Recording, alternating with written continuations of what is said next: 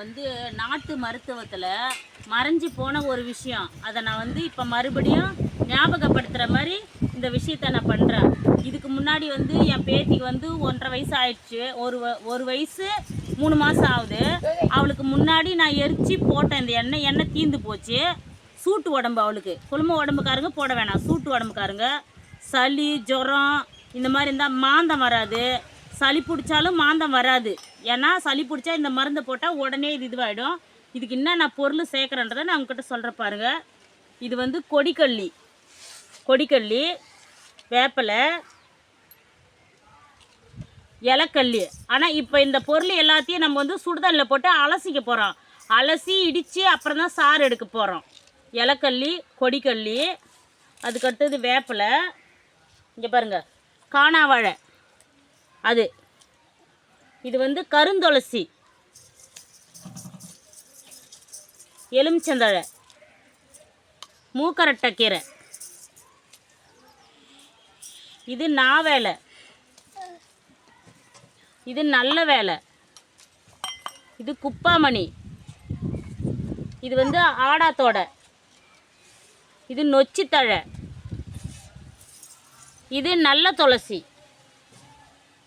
இது வந்து தும்பப்பூண்டு வெள்ளையாக பூப்புக்கு பாருங்க, அந்த தும்பப்பூண்டு, இது கல்புரவள்ளி, அடுத்தது முருங்கை ஈருக்கு.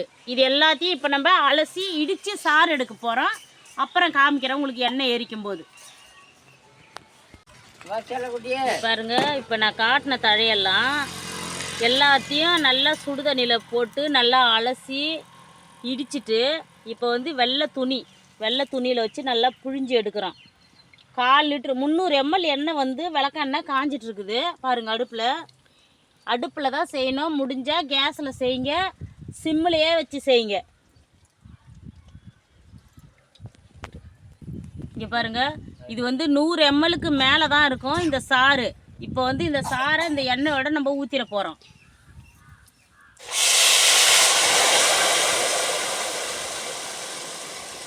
இப்போ இந்த சாறு நல்லா காஞ்சி கருப்பாக வரணும், கரும நிறத்தில் வரணும். அந்த சொட பெல்லாம் அடங்கிடும்.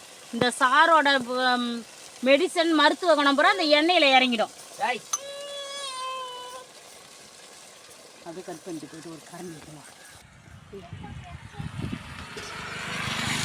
பாருங்கம்மா. இங்கே பாருங்க, நான் போட்ட அந்த எண்ணெயும் அது கூட கொஞ்சமாக சக்கையும் போட்டோம். இங்கே பாருங்கள் எந்த அளவுக்கு இது நல்லா பொரிஞ்சிருக்குது. இப்போ வந்து இந்த எண்ணெய் வந்து மருந்தாக தயாராகிடுச்சு. இப்போ வந்து இதை நம்ம வடிகட்டி ஆற வச்சு ஒரு பாட்டிலில் ஸ்டோர் பண்ணி வச்சுக்கலாம். இப்போ இதை நான் வந்து இறக்கி வடிகட்ட போகிறேன்.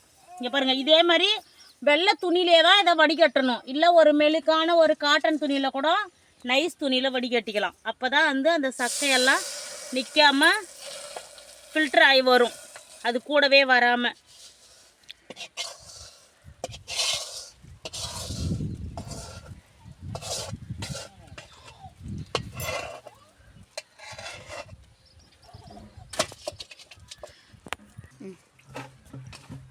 இங்கே பாருங்கள், இந்த எண்ணெய் வந்து இப்போ முழுக்க இது மருந்தாக மாறிடுச்சு. இது என்ன கலரில் இருக்குது பாருங்கள், அப்படியே நல்ல க்ரீனாக இருக்குது பாருங்கள். இது வந்து இவ்வளோ தான், இதோட ப்ராசஸ் முடிஞ்சிடுச்சு. இதை குழந்தைங்களுக்கு போடும்போது ஒரு 1/2 ஸ்பூன் எண்ணெயும் மீதி தாய்ப்பால் கலந்து காலையில் குழந்தைக்கு நல்லா வயிற்றுக்கு பால் கொடுத்து போட்டு விடலாம். கஞ்சி தண்ணியில் 2 கல் உப்பு போட்டு இந்த எண்ணெய் கலந்து போட்டு விடலாம். இப்படி தான் குழந்தைங்களுக்கு போடணும். இது வந்து 2 வயசு 3 வயசு குழந்தைங்க வரைக்கும் போடலாம். 6 மாதத்துக்கு மேலே உள்ள குழந்தைங்களுக்கு இதை போடலாம். இது வந்து 5 வயசு வரைக்கும் யூஸ் பண்ணலாங்க. ஏன்னா இது வந்து சுத்தமான விளக்கெண்ணெய். எல்லாமே நம்ம சாப்பிட்ற கீரைங்க தான். அதை வந்து பச்சையாக இது பண்ணி தான் இதை இடித்து சாராக்கி நம்ம வந்து இதை மருந்தாக்கியிருக்கிறோம். நம்ம வந்து புளி பூண்டெல்லாம் வச்சு கடைஞ்சி சாப்பிட்றோம். இது குழந்தைங்களுக்கு மருந்தாக்குற எண்ணெய் மூலயமா. அவ்வளோதான். இதில் பயப்பட வேண்டிய அவசியமே கிடையாது. தயங்காமல் சூட்டு உடம்பு உள்ள குழந்தைங்களுக்கு கொடுங்க. மற்ற குழந்தைக்கு கொடுத்து பாருங்கள். ஒரு தடவை கொடுத்தா ஜுரம் இந்த மாதிரி வர மாதிரினா கொடுக்காதீங்க, இல்லைன்னா போடுங்க. அவ்வளோதாம்மா.